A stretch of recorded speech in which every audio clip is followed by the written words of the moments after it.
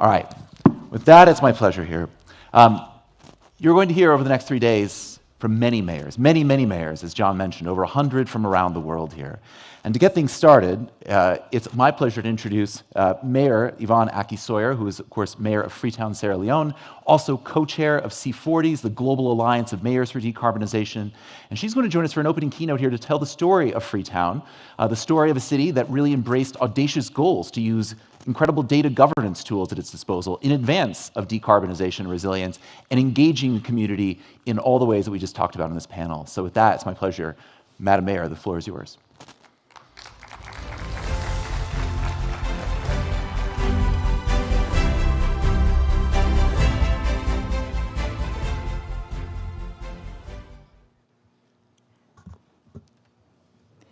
Your Highness, Your Excellencies, distinguished colleague mayors, ladies and gentlemen, it's a real pleasure to be here and to have this opportunity to speak to something which concerns us all, reimagining urban futures.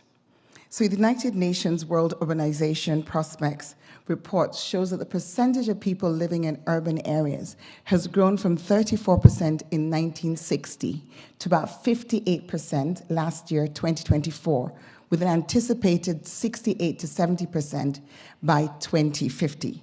So it really goes without saying that this is where the future is. I'd like to quote His Royal Highness Crown Prince Mohammed bin Salman, who's on record in speaking about the Vision 2030 to say, "We cannot ignore the livability and environmental crisis facing our world cities." And he couldn't be more correct. That couldn't be more true. It's estimated that 1.1 billion people, that is about 24 to 25% of those living in urban spaces, actually live in informal settlements, described in some literature as slum communities. And that means that they face an increased risk of poverty, urban poverty. So when we talk about reimagining urban futures, it's important that we realize that there's 25% of people living in urban spaces whose experience is different to perhaps some of the conversations we've had in the earlier part of this program. And Freetown sits in that space, a city of 1.5 million people on 82 square kilometers, nestled between the Atlantic Ocean and a mountain range, and with a population which started at 1 million in 2015 and is expected to be 2 million in 2028. That is a massive growth, almost a doubling in less than 13 years. With that pressure of growth, and in the absence of land use planning and building permits being city functions, we have seen that same trajectory where the benefits of urbanization could be lost. To reimagine an urban future needs bold decisions, needs ambition, and needs finance. In doing this reimagining, we have set out in Freetown, under my leadership with Transform Freetown, Transforming Lives, to do just that. So from planting 1.2 million trees under Freetown, the Tree Town, to waste management interventions, to interventions in education and health, we have been bold and we have been ambitious. But a real transformation can only really happen when you can also do with two major ingredients. The first is land use planning and building permits. You need to be able to control your built environment. These functions currently sit with the central government, but after years of advocacy, we're now in the process of having them evolved to the city.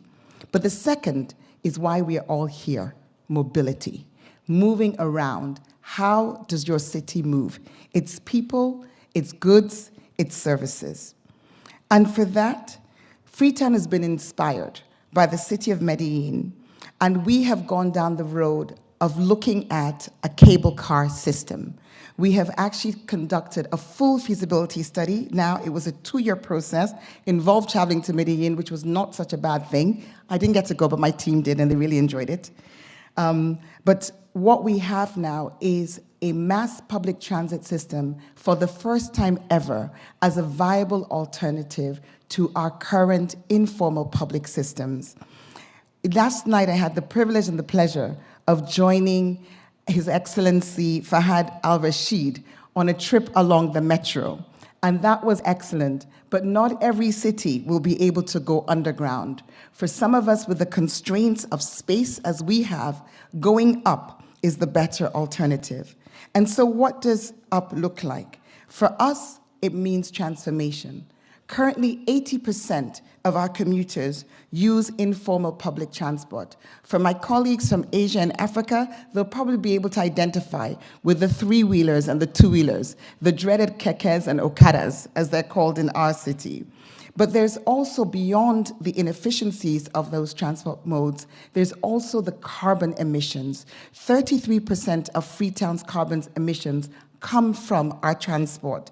And in addition to that, our traffic moves at peak hours at a mere 16 kilometers per hour. Introducing the cable car with 3 lines to begin with is a game changer.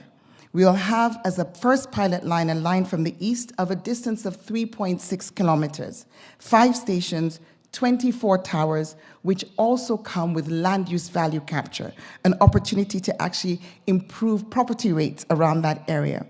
But significantly, a capacity to move 3,000 people per hour. Our ridership is expected in 2028 to start at 33,000 people per day, moving up to 73,000 in the coming years.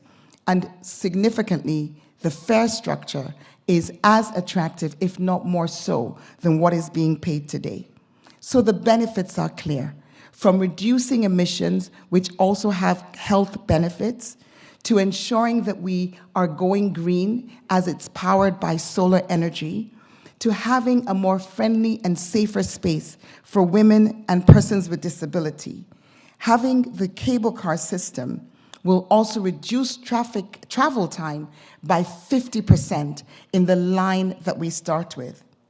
But perhaps most exciting, perhaps most important, will be the paradigm shift. As we traveled yesterday on the Riyadh Metro, something that wasn't anticipated, but which has become a real reality, has been the social impact, the way it has allowed women and young people to travel at night. And for us in Freetown, I think the notion of being able to travel in the air is something that even my grandmother is excited about. Around the world, there are currently 18 cities that are using cable cars as mass transit systems, many of them, or major ones, in Latin America. But as I said in the beginning, every city is different, and every city needs to make choices when it comes to mobility that are suited to it. But when it comes to transformation, when it comes to reimagining futures, urban futures, it is ambition, it is action, but it is finance. Riyadh doesn't have the same finance constraints that many of us in the room have, but they have an ambition to be part of the global solution for mobility around the world.